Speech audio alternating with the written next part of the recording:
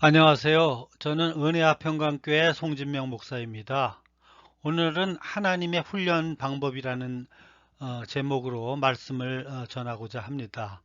성경 본문은 출애굽기 2장 11절에서 25절입니다. 아마 인류 역사상 모세만큼 위대한 사람도 없을 것입니다.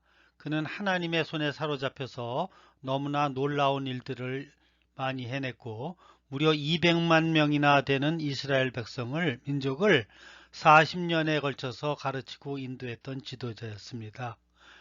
그럼 오늘 본문에서 모세가 어떻게 하여 위대한 지도자가 되었는가를 한번 살펴보겠습니다. 모세는 크게 세 단계의 교육을 받았습니다. 가장 최초의 교육은 어머니의 젖을 빨면서 배운 어렸을 때의 신앙교육입니다. 이 교육은 모세가 젖을 떼자마자 끝났습니다. 그 이유는 그가 젖을 떼었을 때 바로 공주의 양자로 입양되었기 때문입니다. 그리고 그 이후에 애굽인이 되었습니다. 그러나 모세가 청년이 되어 자기가 어렸을 때 받은 신앙교육의 힘이 얼마나 큰 것인가를 알 수 있습니다. 어떤 사람들의 결정적인 운명을 좌우하는 것은 그가 받은 신앙교육입니다. 모세가 두 번째로 받은 교육은 애굽 왕국에서 받은 학교 교육입니다. 당시 애굽은 세계에서 학문이 최고로 발달한 나라였습니다. 모세는 공주의 아들로 애굽의 고등교육을 받았습니다. 그러나 성경은 그가 받은 학교 교육에 대하여 별로 중요하게 다루지 않습니다. 오늘 우리들은 학교 교육을 가장 중요하게 생각하고 있지 않습니까? 그러나 하나님 나라에서 중요하다고 생각하는 것은 그 사람이 최초로 받은 신앙교육입니다. 이것이 근본입니다. 만약 이 부분이 잘못되었다면 그 사람은 인생의 기초 자체가 잘못된 것입니다. 모세가 받은 세 번째 교육은 미디안 광야로 도망가서 받은 40년간의 하나님의 훈련입니다. 그것은 아무것도 없는 비인들에서 하나님을 기다리는 훈련이었습니다. 모세는 무려 40년간이나 이 광야에서 방황하며 기다렸습니다. 위대한 지도자 모세는 이 40년간의 하나님의 학교 훈련을 통해서 만들어진 것입니다.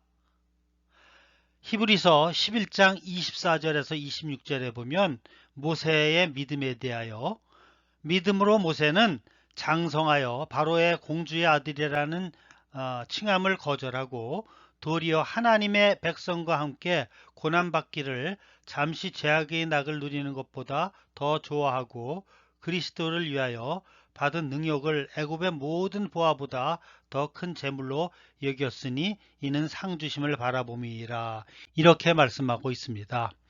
모세는 애국 공주의 아들로서 입양되어 잘 먹고 부유하게 대접받으며 생활할 수 있었습니다.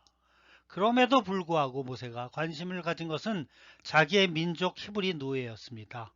그의 마음은 이미 자신의 민족에게로 향하고 있었습니다.